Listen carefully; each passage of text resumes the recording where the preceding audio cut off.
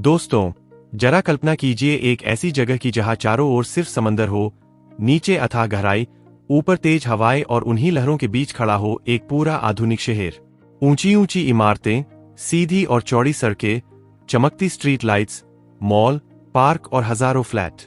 बाहर से देखने पर लगता है जैसे यह कोई परफेक्ट शहर हो, लेकिन जैसे ही आप ध्यान से देखते हैं, एक अजीब सन्नाटा महसूस होता है।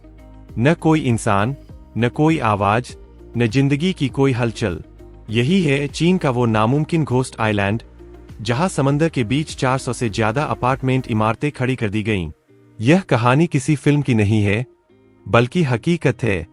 चीन, जो अपनी तेज रफ्तार तरक्की और बड़े बड़े प्रोजेक्ट्स के लिए जाना जाता है, उसने एक ऐसा सपना देखा जिसे पूरा करना लगभग असंभव माना जाता था। सपना था समंदर को ही जमीन में बदल देना। जहां पहले सिर्फ पानी था, वहां एक पूरा शहर खड़ा कर देना। इस प्रोजेक्ट के लिए सबसे पहले समंदर के एक बड़े हिस्से को चुना गया। वहां आर्टिफिशियल आइलैंड बनाने का काम शुरू हुआ। हजारों जहाज दिन रात मिट्टी, पत्थर और रेत लेकर आते रहे। लाखों टन मटेरियल समंदर में डाला गया। धीरे धीरे पानी के नीचे एक मजबूत आधार बनाया गया, ताकि ऊपर बनने वाली इमारतें सालों तक सुरक्षित रह सकें। समंदर की तेज लहरें, तूफान और यहां तक कि भूकंप तक का ध्यान रखा गया। जब आइलैंड तैयार हुआ, तब असली निर्माण शुरू हुआ। सैकड़ों क्रेनों ने एक साथ काम करना शुरू किया। दिन और रात का कोई फर्क नहीं था। कुछ ही सालों में वहां 400 से ज्यादा अपार्टमेंट इमारतें खड़ी कर दी गईं। कहीं 20 मंजिल, कहीं 30 मंजिल और कहीं उससे भी ऊंची इमारतें। हर इमारत आधुनिक डिजाइन की थी। बड़ी बड़ी कांच की खिड़कियां, समंदर का खुला नजारा, बालकनी, तेज लिफ्ट, अंडरग्राउंड पार्किंग और लग्जरी सुविधाएं। सड़कें बिल्कुल सीधी और चौड़ी बनाई गईं।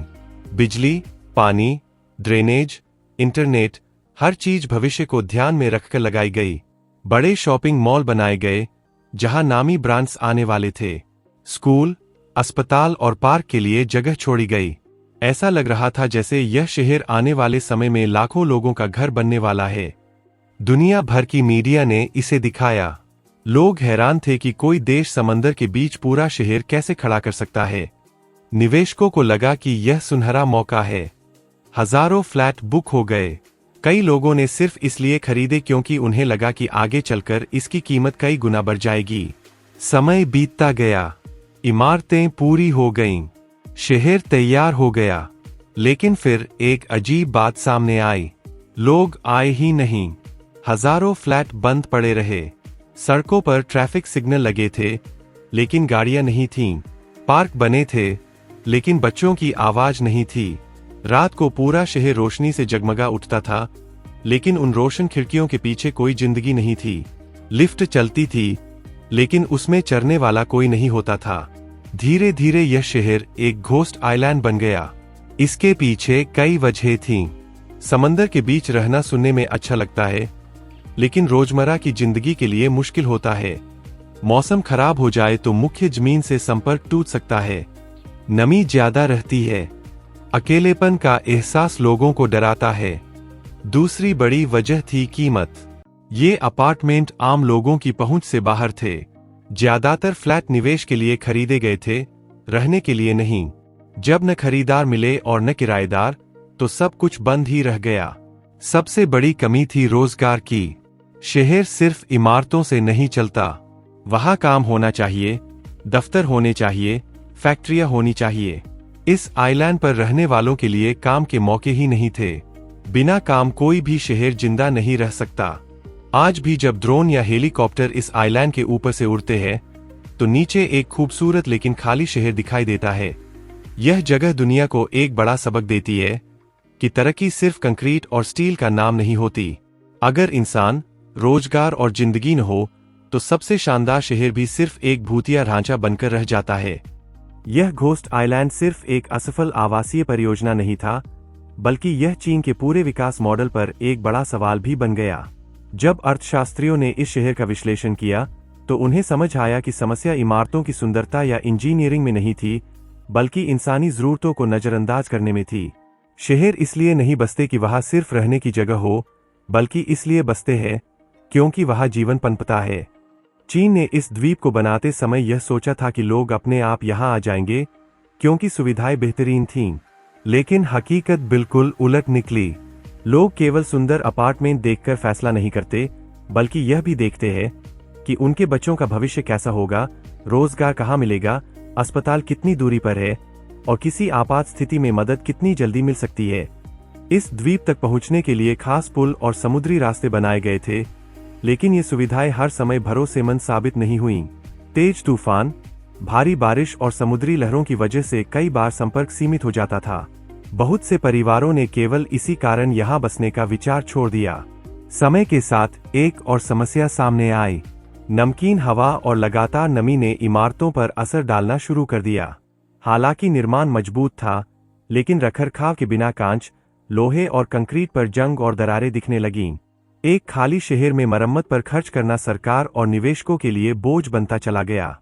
जब ये बातें दुनिया के सामने आईं, तो चीन के दूसरे शहरों में बने ऐसे ही प्रोजेक्ट्स पर भी सवाल उठने लगे। लोगों को एहसास हुआ कि यह समस्या सिर्फ एक द्वीप तक सीमित नहीं है, बल्कि चीन के कई हिस्सों में ऐसे शहर मौजूद हैं जहां इमारतें तो है, लेकिन आबादी नहीं। इन्हें घोस्ट सिटीज कहा जाने लगा। इसका एक बड़ा कारण यह भी था कि कई वर्षों तक चीन की अर्थव्यवस्था रियल एस्टेट पर बहुत ज्यादा निर्भर रही। जितना ज्यादा निर्माण होता, उतनी ज्यादा तरक्की दिखाई देती। लेकिन एक समय के बाद निर्माण वास्तविक जरूरत से कहीं आगे निकल गया। नतीजा यह हुआ कि सप्लाई बढ़ती चली गई, लेकिन मांग वहीं की वहीं रह गई। इस घोस्ट आइलैंड को दोबारा जिंदा करने के लिए सरकार ने कई योजनाएं बनाईं। कभी इसे पर्यटन स्थल बनाने की बात हुई, कभी लग्जरी रिसोर्ट और होटल खोलने का प्रस्ताव रखा गया। कुछ इलाकों में फिल्मों और वेब सीरीज की शूटिंग भी की गई, क्योंकि खाली लेकिन आधुनिक शहर फिल्म निर्माताओं के लिए एक अनोखा दृश्य पेश करता है। यहाँ कंपनियों को आकर्षित करने के लिए विशेष टैक्स छूट देने की कोशिश भी की गई, ताकि वे अपने दफ्तर यहाँ स्थानांतरित करें। लेकिन फिर वही समस्या सामने आई। कर्मचारी यहाँ रहने के लिए तैयार नहीं थे। समंदर के बीच अलग थलग जीवन हर किसी के लिए आसान नहीं होता। यह द्वीप आज भी मौजूद है। इमारतें आज भी खड़ी है। सड़कें आज भी सीधी और चौड़ी है। रात को लाइटें आज भी जलती है। लेकिन सवाल आज भी वही है, क्या यह शहर कभी सच में आबाद हो पाएगा? कुछ विशेषज्ञों का मानना है कि भविष्य में आबादी बढ़ने के साथ शायद ऐसे प्रोजेक्ट्स उपयोगी साबित हों।